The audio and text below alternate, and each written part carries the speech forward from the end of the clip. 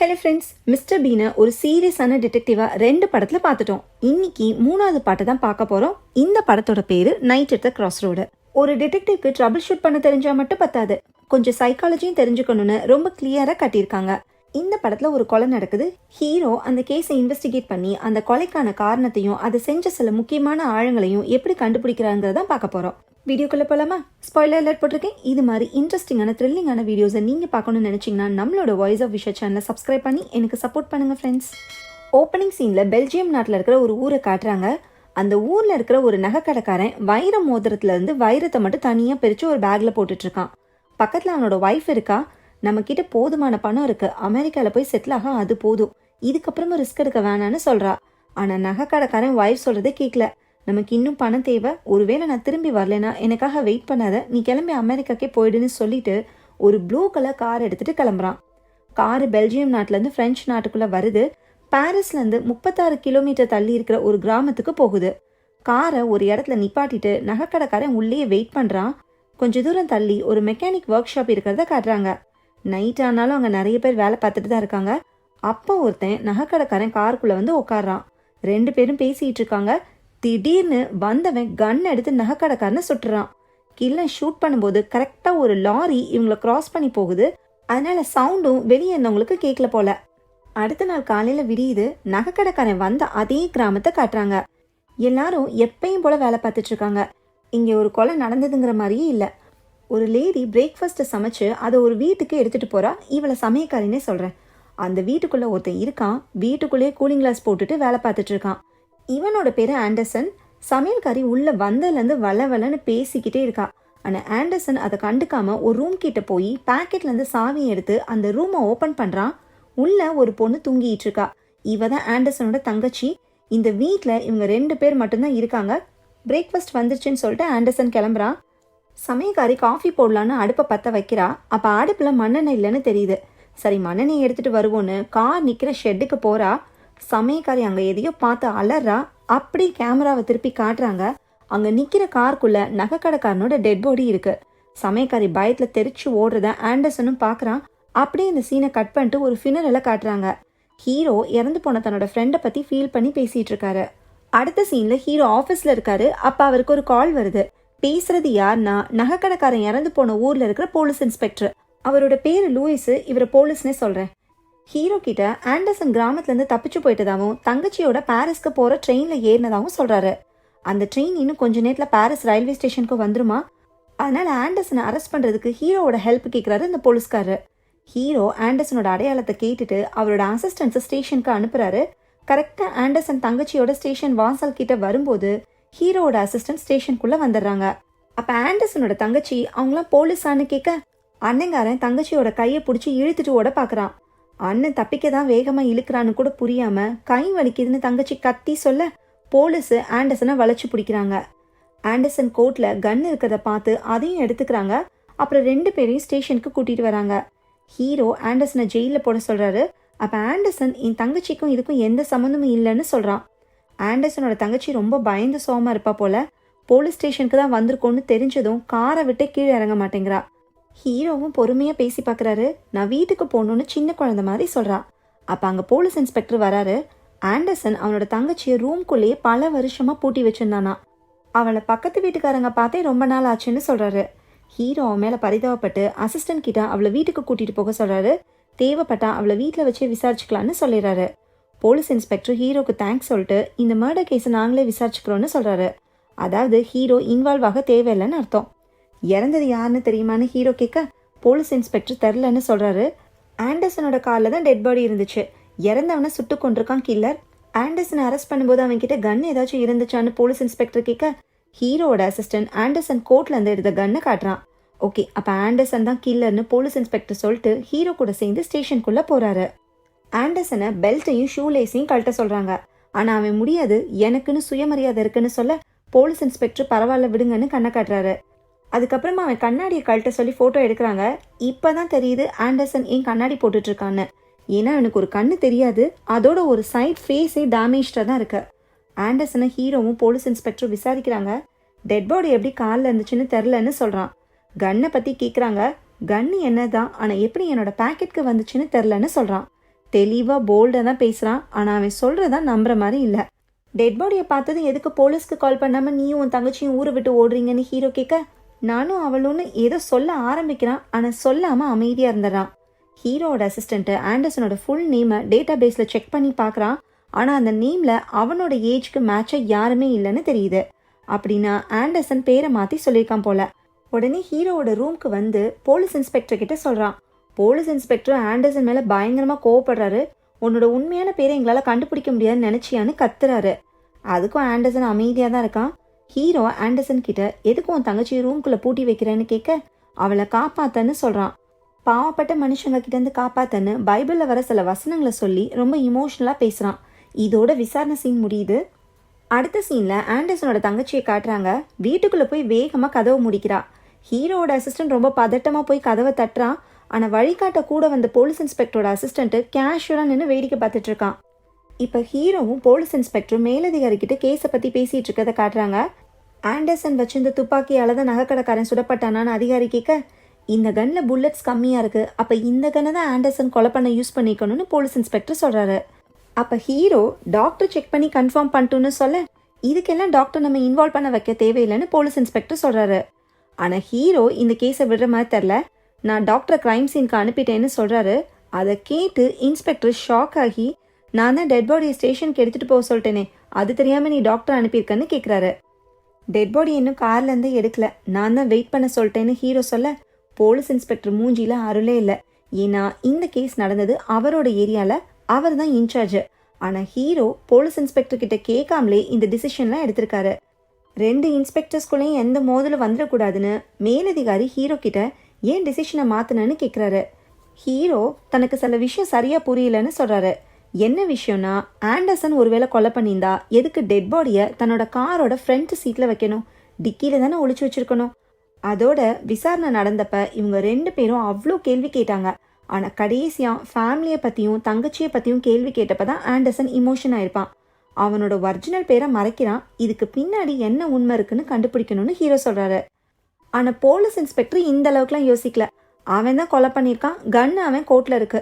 அதோட போலீஸ்க்கு தகவல் போகவும் ஊரை விட்டு ஓட பார்த்துருக்கான்னு சொல்ல, இதுக்கு மேல இதை பத்தி பேசினா சண்டை வரும்னு புரிஞ்சுக்கிட்டு மேலதிகாரி டாபிக்கை மாத்தி விட்டுறாரு.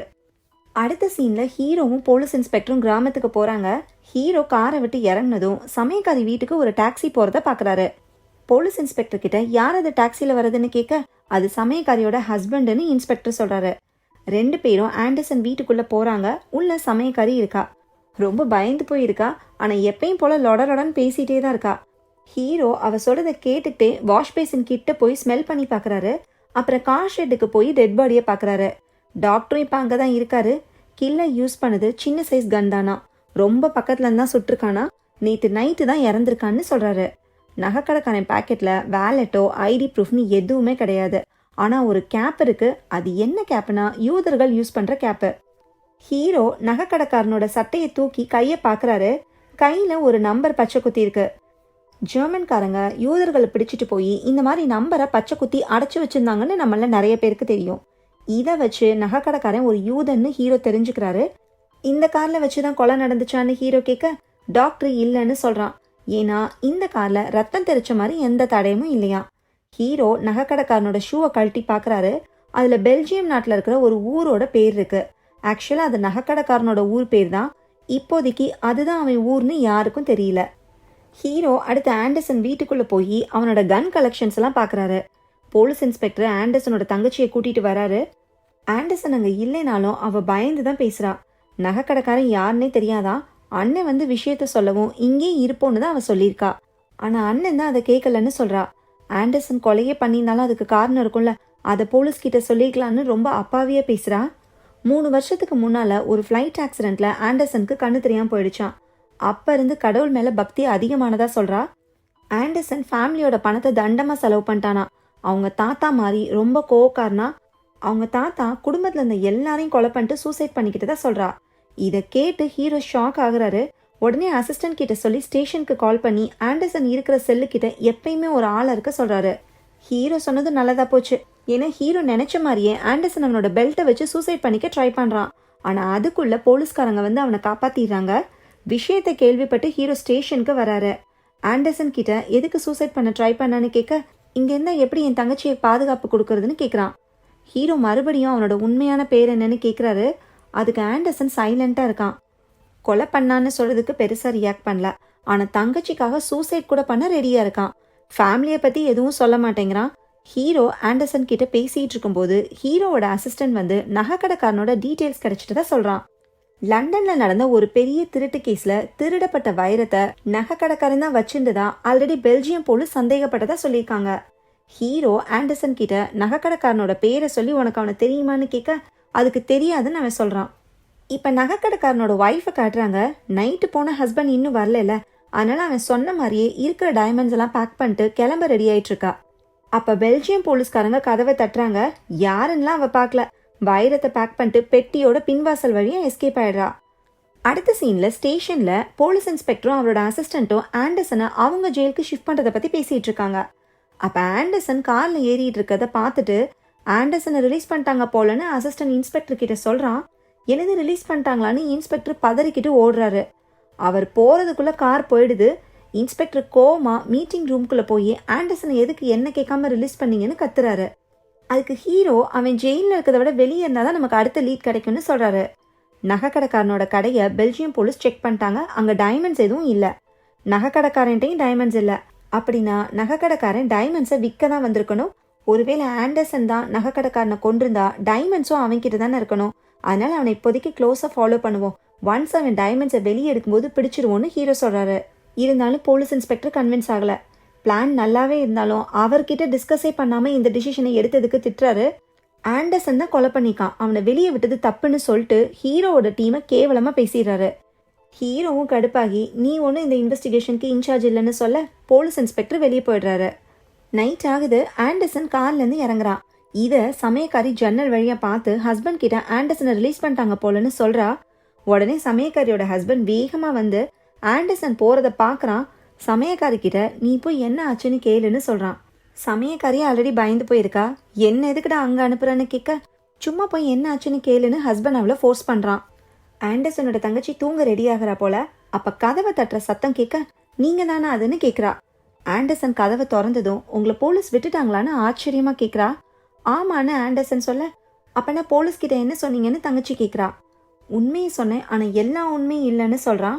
போலீஸ் உங்களுக்கு இன்னொரு சான்ஸ் கொடுத்துருக்காங்க, நீங்க அப்படியே வேற எங்கேயாச்சும் ஓடி இருக்கணும்னு தங்கச்சி சொல்றா. ஆண்டர்சன் அவகிட்ட வந்து அவளை கிஸ் பண்றான்.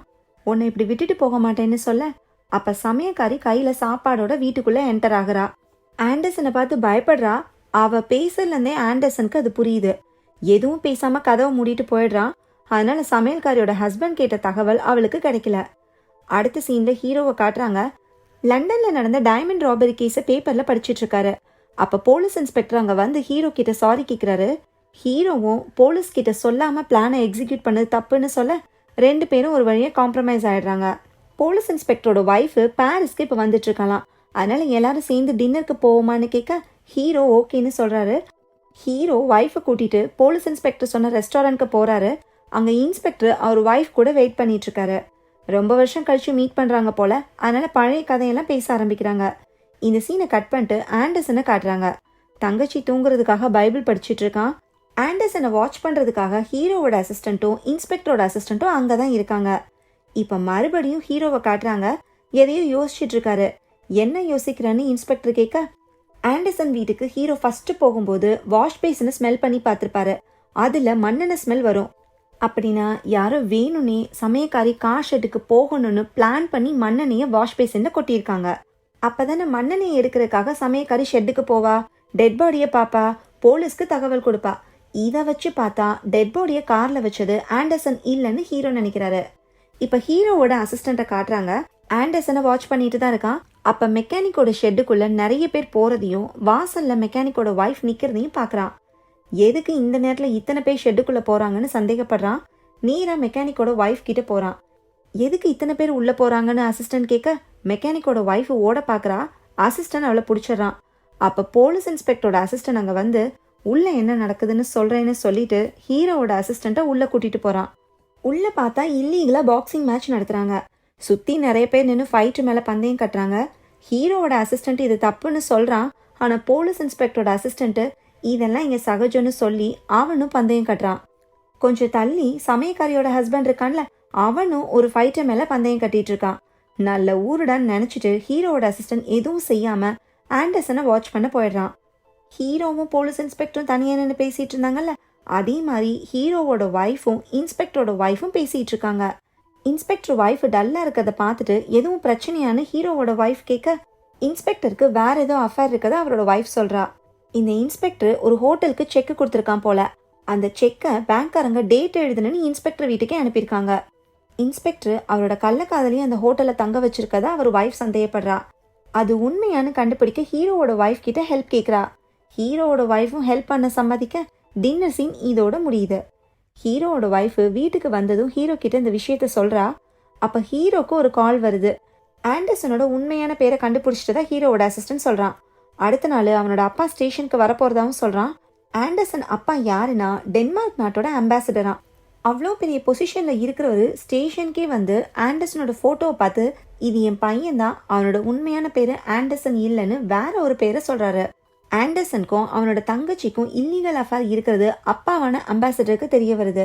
பொறுப்பில்லாத தன்னோட பையன் இந்த மாதிரி தப்பான வேலையை செய்யறது அவருக்கு பிடிக்கல.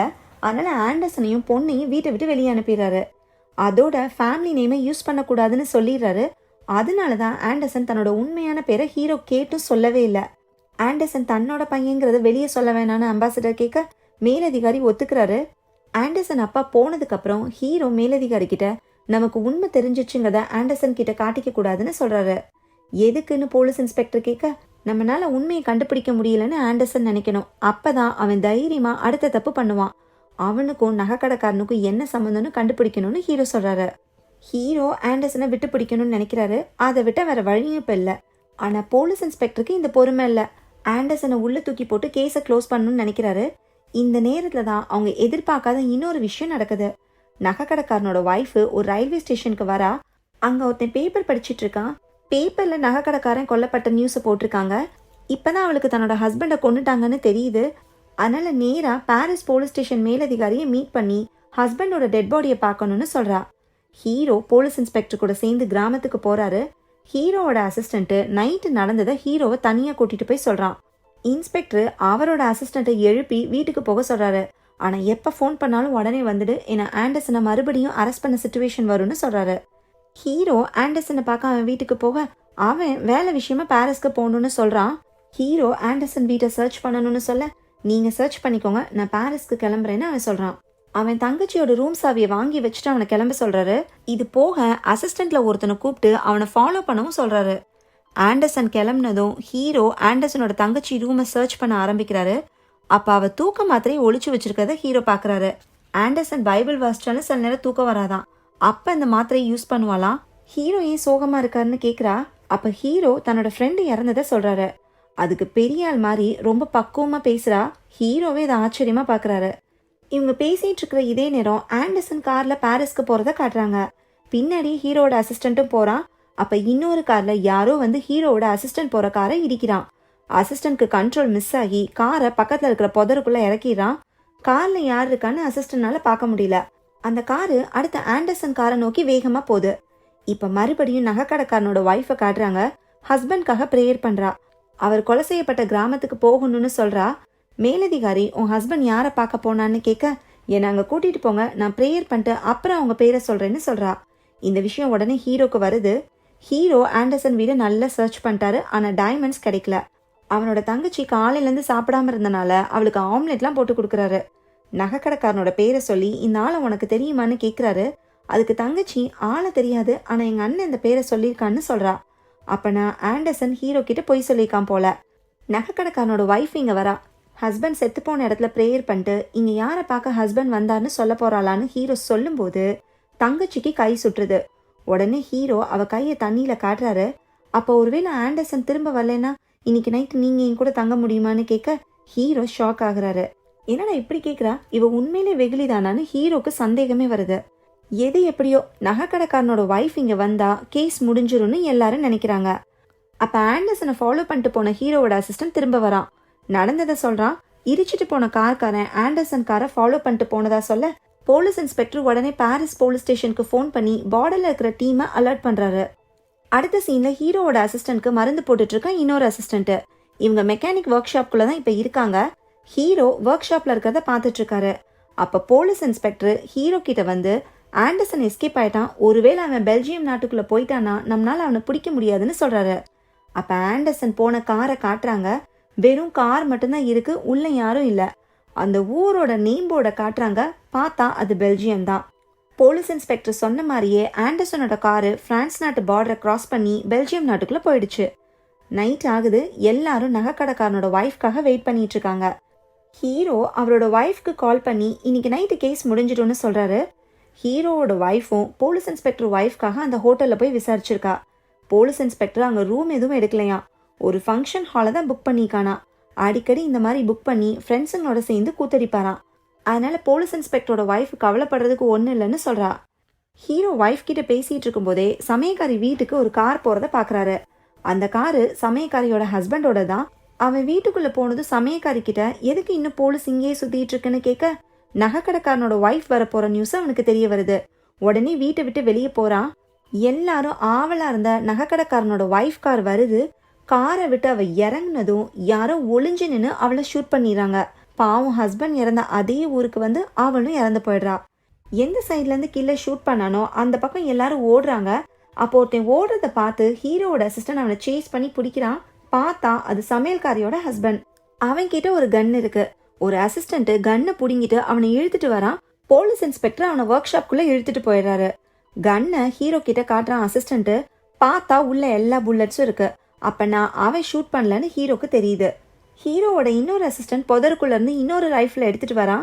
இந்த ரைஃபிளை வச்சுதான் நகைக்கடைக்காரனோட ஒய்ஃபை கில்லர் சுட்டிருக்கான்னு ஹீரோ கன்ஃபார்ம் பண்றாரு. ஒர்க் ஷாப்குள்ள போலீஸ் இன்ஸ்பெக்டர் சமயக்காரியோட ஹஸ்பண்ட கோவமா அடிக்கிறாரு. ஹீரோ உள்ள போய் இன்ஸ்பெக்டரை நிப்பாட்டி அவன் ஷூட் பண்ணலன்னு சொல்றாரு. ஆனா போலீஸ் நிப்பாட்டுற மாதிரியே தரல. இவன் தான் கில்லர்னு கோவமா சொல்றாரு. சமயக்காரியோட ஹஸ்பண்டை அரெஸ்ட் பண்ணி கார்ல ஏத்த போறாங்க. அப்ப சமயக்காரி அங்க வந்து என்ன ஆச்சுன்னு கேக்குறா. அவன் ஒய்ஃப் கிட்ட சாரி சொல்லிட்டு அந்த பக்கமா வந்த ஒரு லாரிக்குள்ள விழுந்து சூசைட் பண்ணிக்கிறான். அடுத்த நாள் ஹீரோவோட ஸ்டேஷன்ல மேலதிகாரி கிட்ட இது வரைக்கும் நடந்ததை சொல்றாங்க. ஹீரோவை பொறுத்த வரைக்கும் ஆண்டர்சனோ இல்ல சமயக்காரியோட ஹஸ்பண்டோ ரெண்டு பேருமே கில்லர்னு சொல்றதுக்கு ஸ்ட்ராங்கான எவிடன்ஸ் இல்ல. ஆனா போலீஸ் இன்ஸ்பெக்டர் என்ன சொல்றாருன்னா, ஆண்டர்சனும் சமயக்காரியோட ஹஸ்பண்டும் ஒரு டீம். நகைக்கடைக்காரனை வர வச்சு அவனை கொலை பண்ணி டெட் பாடியை டிஸ்போஸ் பண்ணலான்னு பிளான் பண்ணிக்காங்க. ஆனா போலீஸ் கிட்ட ஃபர்ஸ்ட் ஆண்டர்சன் மாட்டான். நகைக்கடைக்காரனோட ஒய்ஃப் இங்க வருவான்னு அவங்க எதிர்பார்த்திருக்க மாட்டாங்க. அவ வரான்னு தெரியவும் அவளையும் கொலை பண்ணிட்டாங்கன்னு போலீஸ் இன்ஸ்பெக்டர் சொல்ல, மேலதிகாரி ஹீரோ கிட்ட இதுதான் நடந்துதான்னு கேட்க ஹீரோ ஆமான்னு சொல்றாரு. ஓகே, அப்பனா ரிப்போர்ட்டை ரெடி பண்ணுங்க, கேஸ் க்ளோஸ்டுன்னு சொல்லிட்டு மேலதிகாரி கிளம்புறாரு. ஹீரோ எனக்கு உடம்பு சரியில்லை, பேப்பர் ஒர்க்கை நீ பாத்துக்கிறியான்னு இன்ஸ்பெக்டர் கிட்ட கேட்க அவர் ரொம்ப ஹாப்பியா நான் பாத்துக்கிறேன்னு சொல்லிடுறாரு. ஹீரோ சேர்ல இருந்து எந்திரிச்சு அசிஸ்டன்ட் கிட்ட வந்து ஒரு பேப்பரை சீக்கிரட்டா கொடுத்துட்டு வீட்டுக்கு போறாரு. அடுத்த சீன்ல ஹீரோ அவரோட வீட்டுல குடிக்க ட்ரிங்க்ஸ் எடுத்து வச்சிட்டு இருக்காரு. என்னடா ஹீரோ கேஸை சால்வ் பண்ணாம ட்ரிங்க்ஸ் சாப்பிட போறாருன்னு பார்த்தா ஹீரோவோட அசிஸ்டன்ஸ் ஹீரோ வீட்டுக்கு வராங்க. ஹீரோவோட ஒய்ஃப் நீங்க பேசிட்டு இருங்கன்னு சொல்லிட்டு கிளம்புறாங்க. அப்ப ஹீரோ ஒய்ஃபையும் உட்கார சொல்றாரு. இவங்க எல்லாரும் பேசிட்டு இருக்கும்போது ஹீரோ பொதுவா ஒரு கேள்வி கேட்கிறாரு. அது என்ன கேள்வினா, ஒரு மனுஷனுக்கு எப்ப கோவம் வரும்னு. அவன் நினைச்சபடி நடக்கலங்கிறப்ப ஒருத்தனுக்கு கோவம் வரும்னு ஹீரோவோட ஒய்ஃப் சொல்றாங்க. இந்த கேஸ் ஆரம்பிச்சதுல இருந்து 2 தடவை போலீஸ் இன்ஸ்பெக்டர் கோவப்பட்டார்னு ஹீரோ சொல்றாரு. ஒரு தடவை ஆண்டர்சனை ரிலீஸ் பண்ணப்ப, இன்னொரு தடவை சமையல்காரியோட ஹஸ்பண்ட விசாரிக்கும் போது. அப்ப இன்ஸ்பெக்டர் மேல சந்தேகப்படுறீங்களான்னு அசிஸ்டன்ட் கேக்குறான். ஹீரோ ஆமான்னு சொல்லிட்டு அதுக்கான காரணத்தை சொல்றாரு. சமையல்காரியோட ஹஸ்பண்ட விசாரிக்கும் போது அவன் ஷூட் அவுட் நடந்த இடத்துல இன்னொரு ஆள் இருந்ததா சொல்ல வந்தான். ஆனா இன்ஸ்பெக்டர் அவனை பேச விடாம ஸ்டாப் பண்ணிட்டாரு. நகைக்கடைக்காரன் ஒய்ஃப் கிராமத்துக்கு வருது டிபார்ட்மெண்ட் ஆளுங்களுக்கும் கிரைம் நடந்த ஏரியால உள்ளவங்களுக்கு மட்டும்தான் தெரியும். இதுல ஷூட் அவுட் நடந்த அன்னைக்கு நம்ம கூட இல்லாதது யாருன்னு ஹீரோ கேட்க, அசிஸ்டன்ட் இன்ஸ்பெக்டரோட அசிஸ்டன்ட் பேரை சொல்றான். அதாவது ஹீரோ இன்ஸ்பெக்டரையும் அவரோட அசிஸ்டன்ட்டையும் சந்தேகப்படுறது நமக்கு கிளியரா புரியுது. அப்ப சமயக்காரியோட ஹஸ்பண்ட்க்கும் இந்த பிரச்சனைக்கும் எந்த சம்பந்தம் இல்லையான்னு அசிஸ்டன்ட் கேட்க, ஹீரோ அவனுக்கும் இதுல சம்பந்தம் இருக்குன்னு சொல்றாரு. அவன் மேல எதுக்கு சந்தேகப்படுறாருன்னா, நகைக்கடைக்காரன் கொலை நடந்த அன்னைக்கு சமயக்காரியோட ஹஸ்பண்ட் டாக்ஸில வீட்டுக்கு வந்திருப்பான். சொந்தமா கார் வச்சிருக்கான், அப்புறம் எதுக்கு டாக்ஸில வரணும்னு ஹீரோ கேட்க, ஒருவேளை நகைக்கடைக்காரனோட காரை அப்புறப்படுத்தினது சமயக்காரியோட ஹஸ்பண்டா தான் இருக்கணும்னு ஹீரோவோட ஒய்ஃப் சொல்றா. அதுலயும் ஒரு சிக்கல் இருக்கு. காரை அப்படியும் எடுத்துட்டு போய் வித்தா என்னைக்குனாச்சும் மாட்ட வாய்ப்பு இருக்கு. அப்பனா காரோட கலரையும் நம்பர் பிளேட்டையும் மாத்திருக்கணும். இப்பதான் ஹீரோக்கு இன்னொரு விஷயம் ஞாபகம் வருது. அது என்னன்னா, ஒர்க் ஷாப்ல ஹீரோ ரெட் கலர் பெயிண்ட பார்த்திருப்பாரு. ஒருவேளை மெக்கானிக்குக்கும் இந்த கொலைக்கும் சம்மந்தம் இருக்கலாம். காரை ஒர்க் ஷாப்க்கு எடுத்துட்டு வந்து ரெட் கலர் பெயிண்ட் அடிச்சுட்டு அப்புறம் சமயக்காரியோட ஹஸ்பண்ட் காரை எடுத்துட்டு போய் வித்திருக்கலான்னு ஒரு கரெக்டான ஃப்ளோக்கு வராங்க. ஹீரோவோட ஒய்ஃபு ஒரு ஹோட்டலுக்கு போய் போலீஸ் இன்ஸ்பெக்டர் ஹால் புக் பண்ணதை பற்றி விசாரிச்சிருப்பால.